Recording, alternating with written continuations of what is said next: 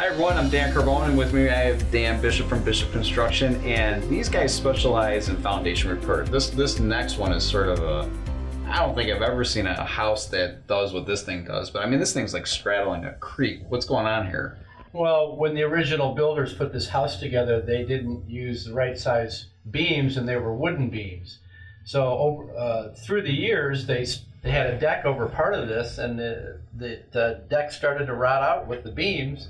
And the previous owners to the house, before they sold it, they put steel fitch plates along each side of the beam to help support it, and then that was it. So, and then the day that the carpenters got done fixing that part of the problem, they just let the beams rot out from the top. Nobody ever sealed anything.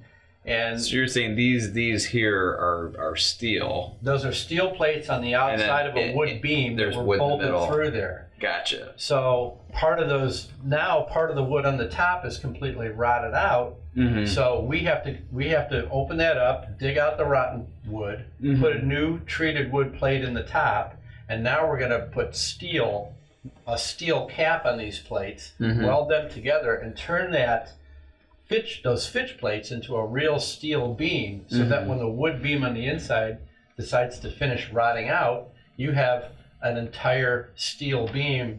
It's sort of like you guys almost created, in essence, like an I-beam in a sense, but right in place to keep this thing structurally sound. We created our own beam around the rotten material. Right. So now we don't have to replace anything else. And I would imagine there is a massive cost savings in this. Massive cost savings. Yeah. Now, really quick too, with this cost savings that you guys have, is this typical of other companies, or would another company come in here and say, hey, you got to tear it all out? Like, it sounds like what you guys did here was you did the right, honest thing.